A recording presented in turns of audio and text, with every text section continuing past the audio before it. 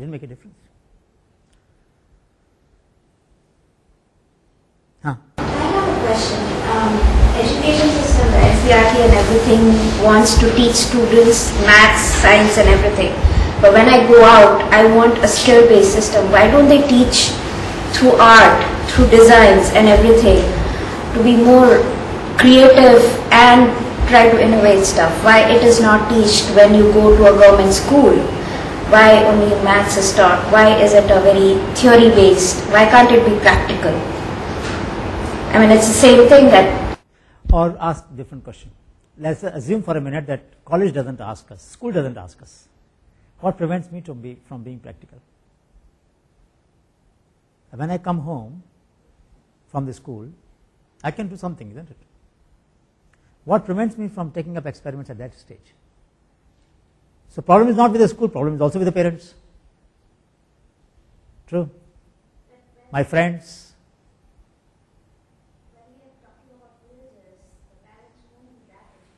True, true. But they will be very practical people anyway. And their children do work. Almost in every lower middle class family in a village, they will have to do work. There is no choice. They have to clean up the barn where the animals are tied. They have to do something or the other. They have to collect fuel wood.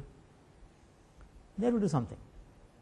There are children in our campus who do the collection of the twigs of the trees for cooking food in their house. They don't have gas. In our campus, there is a lot of fuel wood gathering that takes place in our campus in 2011. हमारे campus में बहुत से लोग लकड़ी इकट्ठी करते हैं, सब जगह होता है. So problem is less with those who have to do work anyway. Problem is with those who don't have to but don't do because they don't have to. So your point is valid. But you know, this debate about why practice gets less respect than theory is not of recent origin. People who practice things are technicians. People who theorize are thinkers. Huh?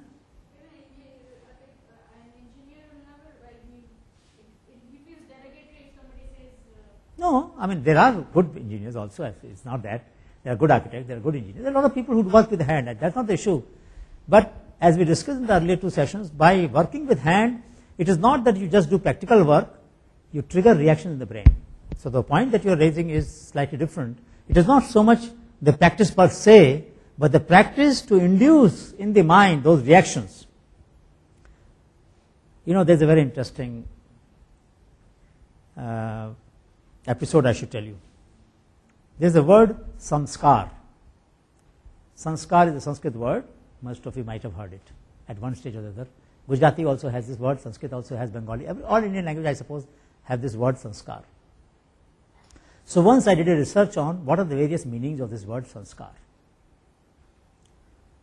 So one meaning which I liked very much was, among the 16 meanings I shortlisted, the reactions produced in the mind by our action is my sanskar. It is instantaneous, it is immediate, and tells me exactly where I stand. There is no gap. No? Don't think so? You may not listen to that, that's a different matter. But the thought comes in the mind according to whatever values one has grown with. Reaction is produced in the mind immediately. Right?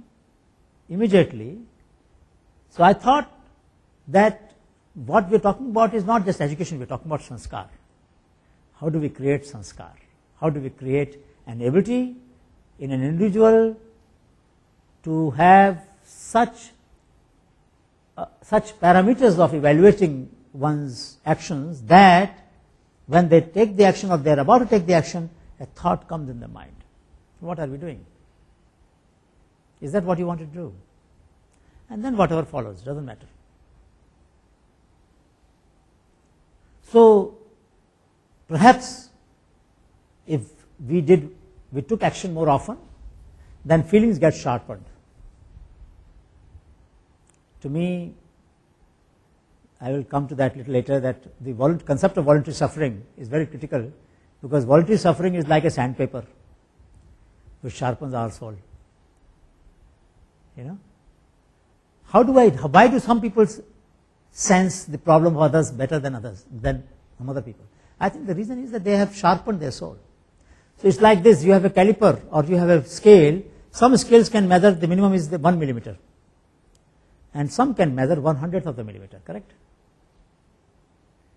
A note of a music, if your ears are trained to listen to good music, you can maybe figure out even the slightest note when it varies from a classical rag, and you can see the playfulness of that variation. So same rag, Malkauns, when sung by Bhimsen Joshi or Kishore Yamunkar or somebody, there are variations, and you can notice those variations, but they are variations within the boundary of that proper rag. But if your ears are trained, you can see that. But if your ears are not trained, you cannot. Isn't it? Not all of us can do that. Which essentially means that it is possible to measure to that level, that fraction of a second level of measurement of note, if I train that mind.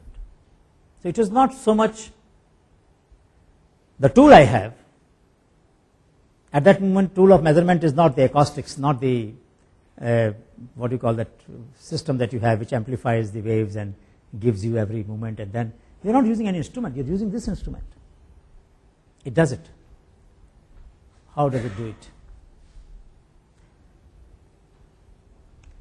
This we saw in Bagpat. Ramesh, you were there in Bagpat. याद है? तुम शायद पता नहीं उस समय थे कि नहीं.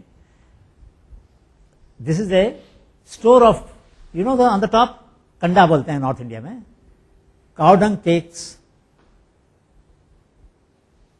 जलाते हैं चूल्हे के अंदर. Look at this lady. This lady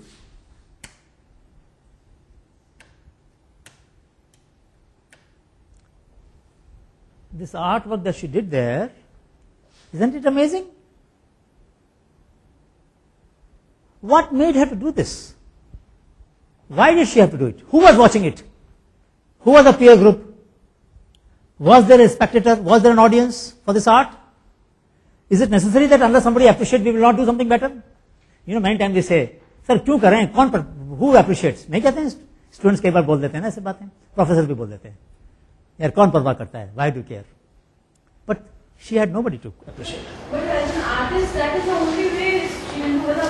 Anybody, like, why will I do anything? Because I want to do it, I do it, I feel better. It's not about somebody appreciating, it's about me feeling.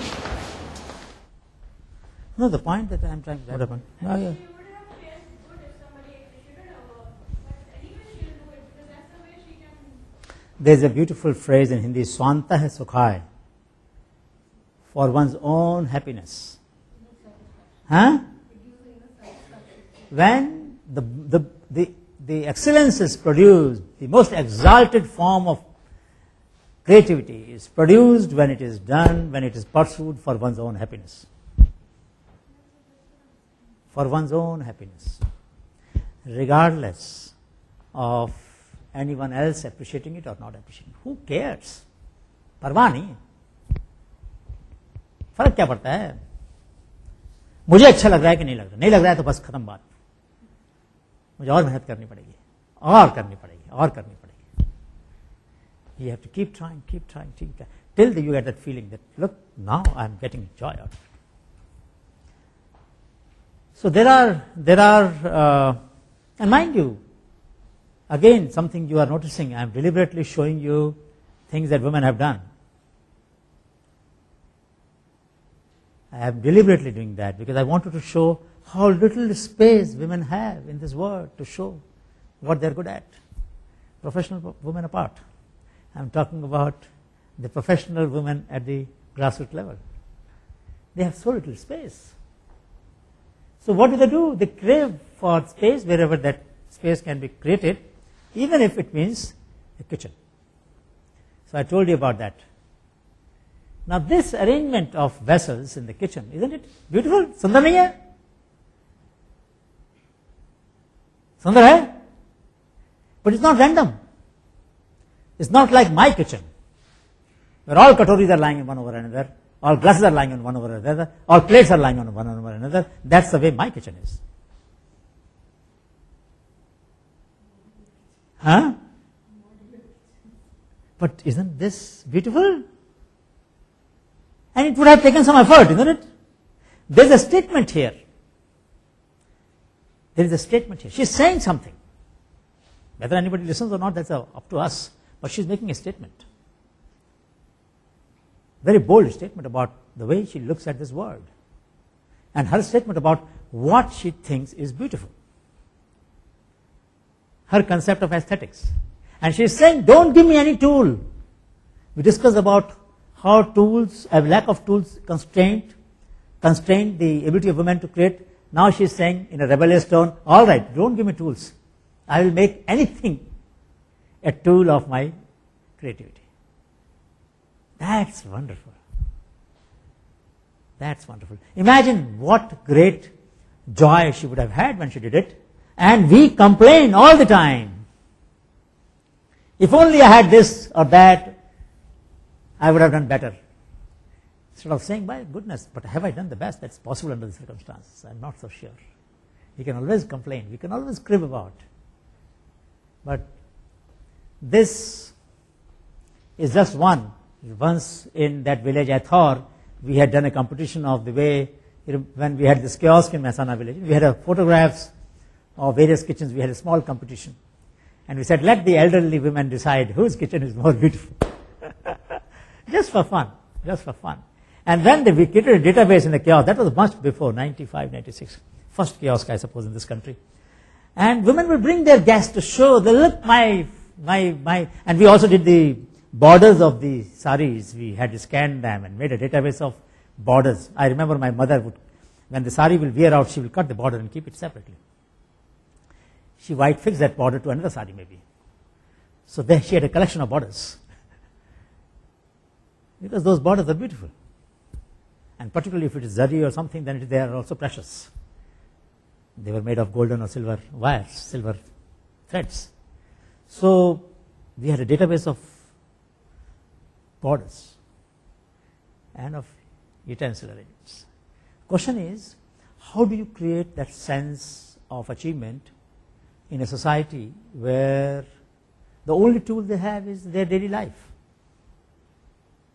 That's the only thing they have. But within the daily life, daily discourse, they are producing statements. And I'm saying let us develop a language which can listen to these statements, which can capture these statements.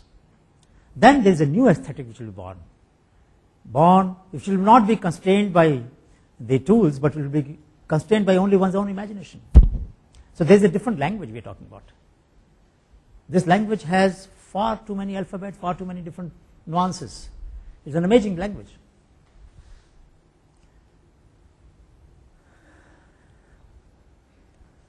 It's a pun on the chair that on which you are sitting. This is a European construction. In our country, we never sat on the chair. 2,000 years ago, there was no concept of chair. Unlike the Greek amphitheaters, if you look at whatever remnants are of Takshashila or Anand or various other monasteries that we have, at least 2,000, 2,500 years old, remnants of the cultures, we generally sat on the ground. The ground may be tilted, but there was no concept of chairs. If you go to Japan, even today, the tea is offered to you in a sitting posture. Today. And tea taking in Japan is a ritual. So is the case many parts of China. So many Eastern cultures had a squatting posture as the most desirable, or Vajrasana, sitting on the knees bent, which is a very healthy posture. Vajrasana is one of the most healthy postures, the one that Muslims use in namaz and Hindus use it in Vajrasana. Very, very normal, very good asana for bowel movement, for keeping your spinal cord erect. You know, this one, when you sit like this is Vajrasana. Now this is a